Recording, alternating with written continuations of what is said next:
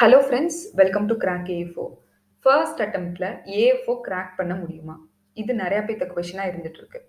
And then for beginners, அவங்க என்ன யோசிக்கிறாங்கன்னா, ஏஎஃப்ஓ வந்து பெட்டர் ஆப்ஷன் தானா நம்மளுக்கு? Being an agri graduate, AFO நம்ம வந்து சூஸ் பண்ணலாமா? இல்ல வேற ஏதாவது காம்படிட்டிவ் எக்ஸாம்ஸ் நம்ம போலாமா? இந்த மாதிரி நெறைய பிகினர்ஸ் யோசிச்சுட்டு இருக்காங்க. அவங்களுக்காக தான் இந்த வீடியோ. ஃபர்ஸ்ட் ஆஃப் ஆல், ஒரு அக்ரி கிராஜுவேட்டா இருந்துட்டு ஏஎஃப்ஓ அட்டெண்ட் பண்றதுல என்னென்ன அட்வான்டேஜஸ் இருக்கு அப்படின்னு நான் சொல்றேன். AFO versus other exams. First வந்து பார்த்தீங்கன்னா சிலபஸ். ஏன் நான் சிலபஸ சொல்றேன் அப்படின்னா, அதர் காம்படிட்டிவ் எக்ஸாம்க்கு இருக்கிற சிலபஸ விட ஏஎஃப்ஓ சிலபஸ் ரொம்ப பெருசு கிடையாது. ரொம்ப வாஸ்ட் சிலபஸ் கிடையாது ஏஎஃப்ஓ சிலபஸ். நீங்க ப்ரிசைஸா தேவையானது நீங்க ரீட் பண்ணாவே கண்டிப்பா ஏஎஃப்ஓ கிராக் பண்ண முடியும். இது ஒண்ணு. நெக்ஸ்ட் வந்து நியூ சிலபஸ் கிடையாது உங்களுக்கு ஏஎஃப்ஓ. இப்ப நீங்க ஒரு யுபிஎஸ்சி அல்லது டிஎன்பிஎஸ்சி வேற எந்த எக்ஸாம்ஸ் நீங்க ப்ரிப்பேர் பண்ணாலுமே, உங்களோட சிலபஸ் வந்து கண்டிப்பா நியூவா தான் இருக்கும். பாலிட்டி படிக்கிற மாரி இருக்கும், எக்கானமி படிக்கிற மாரி இருக்கும், கான்ஸ்டிடியூஷன்ஸ் பத்தி படிக்கிற மாரி இருக்கும். அல்லது டிஎன்பிஎஸ்சின்னு எடுத்துக்கிட்டாவே உங்களுக்கு ஜெனரல் சயன்ஸ் படிக்கிற மாரி இருக்கும், லிட்ரேச்சர் படிக்கிற மாரி இருக்கும். ஸோ உங்களோட இந்த 4 வருஷ அக்ரி கோர்ஸ விட மத்தது எல்லாமே டிஃபரெண்ட்டா தான் இருக்கும். எல்லாமே நீங்க ஸ்க்ராட்ச்லேருந்து திருப்பி ஸ்டார்ட் பண்ற மாரி தான் இருக்கும்.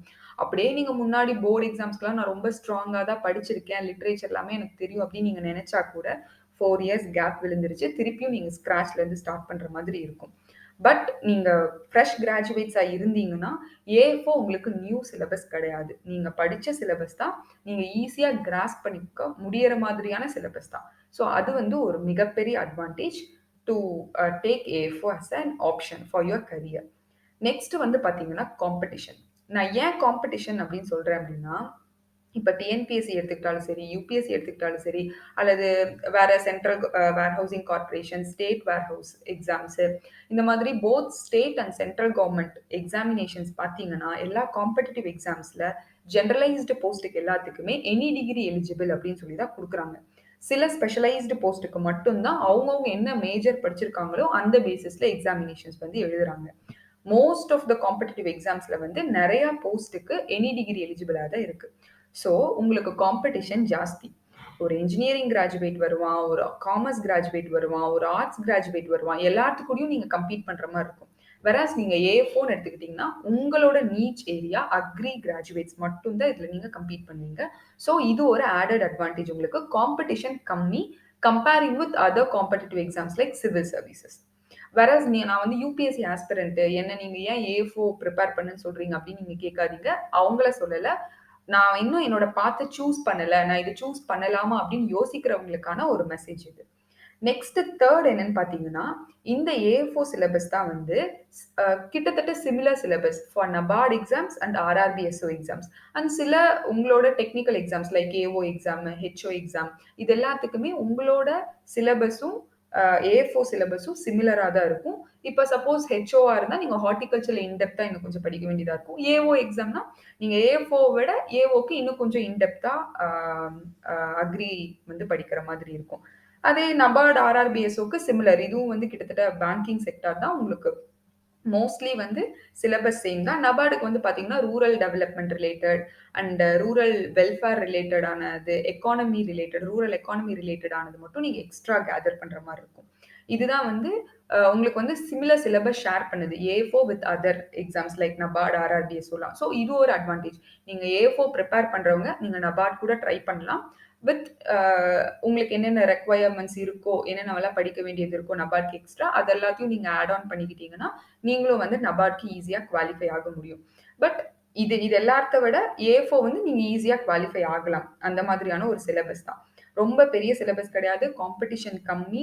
இன்னும் 2, 3 எக்ஸாம்ஸ்க்கு வந்து சிமிலர் சிலபஸ் ஷேர் பண்றங்காட்டி உங்களுக்கு ஈஸி. வருஷத்துல ஒரு எக்ஸாம் தான் வருது அப்படின்னு சொல்லி நீங்க வெயிட் பண்ண தேவையில்ல. நீங்க நபார்ட் எக்ஸாம்ஸ் வந்தாவோ, ஆர்ஆர்பிஎஸ்ஓ எக்ஸாம்ஸ் வந்தாவோ, பிஎஸ்சி அக்ரி கிராஜுவேட்டா இருந்தீங்கன்னா நீங்க ஏஓ எழுதலாம். ஹார்ட்டி கிராஜுவேட்ஸா இருந்தா ஹெச்ஓ எழுதலாம். இது எல்லாத்துக்கும் வந்து உங்களுக்கு ஆப்பர்ச்சுனிட்டீஸ் இருக்கு. நெக்ஸ்ட் ரொம்ப ரொம்ப இம்பார்ட்டன்ட் என்னன்னு பார்த்தீங்கன்னா, அக்ரி அலைட் கோர்சஸ். இப்ப நான் பிஎஸ்சி அக்ரி எனக்கு கிடைக்கல. நான் ஒரு வந்து வெட்னரி சயன்ஸ் முடிச்சேன். அல்லது வந்து அக்ரி மார்க்கெட்டிங் முடிச்சிருக்கேன். அல்லது ஃபாரஸ்ட்ரி முடிச்சேன். செரிகல்ச்சர் முடிச்சேன். ஃபுட் டெக்னாலஜி பண்ணியிருக்கேன். இந்த மாதிரியான அக்ரி அலைடு கோர்சஸ்க்கான பெஸ்ட் ஆப்ஷன்னு சொன்னா அது ஏ4ன்னு நான் சொல்லுவேன். அவங்கவங்களோட சிலபஸ்ல அவங்கவங்களோட கோர்ஸ் மேஜர்ல சில போஸ்ட்ஸ் இருக்கும். கவர்மெண்ட் எக்ஸாம்ஸ்ல கூட இருக்கலாம். அல்லது பிரைவேட் கம்பெனிஸ்ல போஸ்ட் இருக்கும்.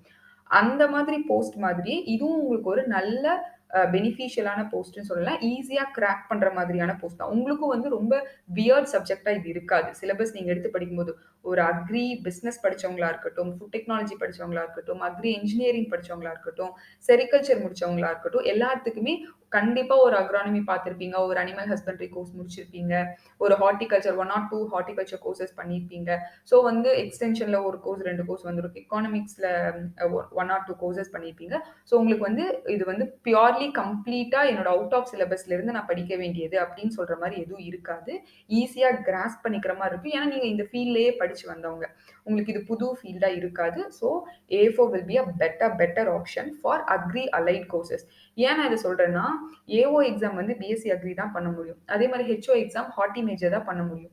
மத்த அக்ரி அலைட் சயன்சஸ்க்கு வந்து இந்த மாதிரியான ஓப்பன் ஆப்பர்ச்சுனிட்டீஸ் கிடையாது. ரொம்ப கம்மி. சில அக்ரி அலைட் கோர்சஸ்க்கு தான் அந்த மாரி ஆப்பர்ச்சுனிட்டீஸ் அவைலபிள். ஸோ அந்த மாதிரி இருக்கிற மாதிரி கோர்ஸ் நானு. எனக்கு எந்த ஆப்பர்ச்சுனிட்டியுமே இல்ல அப்படின்னு ஃபீல் பண்றவங்க. இப்ப அக்ரிகல்ச்சர், பயோடெக்னாலஜிலலாம் பெருசா உங்களுக்கு ஆப்பர்ச்சுனிட்டீஸ் வந்து ஸ்டேட் கவர்ன்மெண்ட்லயோ, சென்ட்ரல் கவர்ன்மெண்ட்லயோ யுஜி வச்சு கிடையாது. ஸோ அந்த மாதிரி நான் யுஜி கிராஜுவேட்டு, எனக்கு பிஜி பண்ண இஷ்டம் இல்ல. நான் பேங்கிங் வர்றேன். ஏ4 பண்ண முடியுமா அப்படின்னு யோசிக்கிறவங்களுக்கு இது நல்ல ஆப்ஷனா இருக்கும். ஸோ இத நீங்க வந்து ஆப்ட் பண்ணலாம். நீங்க சிலபஸ் ஈஸிங்கிறீங்க, காம்படிஷன் கம்மிங்கிறீங்க, ஏ4, நபார்ட், ஆர்ஆர்பிஎஸ் எல்லாத்துக்கும் சிமிலர் சிலபஸ்ன்னு சொல்றீங்க. அப்புறம் ஏன் ஏ4ல ஃபெயிலியர்ஸ் வருது அப்படின்னு கேட்டீங்கன்னா, வேர் வி ஆர் லேகிங் அப்படின்னு நீங்க யோசிச்சு பார்த்தீங்கன்னாவே, கண்டிப்பா உங்களுக்கு தெரியும். பிரிப்பரேஷன்ல தான் நம்மளோட லேகிங் இருக்கு. நம்ம வந்து கரெக்ட்டா பிரிப்பேர் பண்றதில்ல. பிளான் பண்ணி பிரிப்பேர் பண்றதில்ல. நம்ம ப்ரீ பிளான்டா, வெல் பிரிப்பேர்டா இருந்தோம்னா, கண்டிப்பா ஃபர்ஸ்ட் அட்டெம்ப்ட்ல ஏ4 கிளியர் பண்ண முடியும். ஏஎஃப்ஓ ஆஸ்பிரன்ட்ஸ் எல்லாத்துக்குமே வந்து நான் என்ன சொல்லிக்கிறேன் அப்படின்னா, நோட்டிஃபிகேஷன்ஸ்க்காக வெயிட் பண்ணாதீங்க. நம்மளோட சிலபஸ் தான் அப்படின்னு சொல்லிட்டு லெத்தாஜிக்கா இருக்காதீங்க. பிரிப்பரேஷன் முன்னாடியே ஸ்டார்ட் பண்ணுங்க. கான்ஃபிடென்ட்டா எக்ஸாமினேஷனுக்கு போங்க. கண்டிப்பா நீங்க ஃபர்ஸ்ட் அட்டெம்ப்ட்லயே கிராக் பண்ணுவீங்க. இதே மாதிரி உங்களுக்கு வேற ஏதாவது வீடியோஸ் தேவைப்பட்டது அப்படின்னா, கமெண்ட் செக்ஷன்ல மென்ஷன் பண்ணுங்க. அதே மாதிரி என்னோட டெலிவரியில ஏதாவது சேஞ்சஸ் வேணும்னாலும் கமெண்ட்ல மென்ஷன் பண்ணுங்க. நான் கண்டிப்பா அத சேஞ்ச் பண்ணிக்கிறேன். Okay, don't delay. Start preparing from now itself and all the very best to become an AFO. அதே மாதிரி கிராக் ஏஎஃப்ஓக்கு சப்ஸ்கிரைப் பண்ணாதவங்க please do subscribe to crack AFO. AFO aspirants யாராவது இருந்தாங்க அப்படின்னா அவங்களுக்கும் இந்த வீடியோஸை ஷேர் பண்ணி விடுங்க. தேங்க்யூ.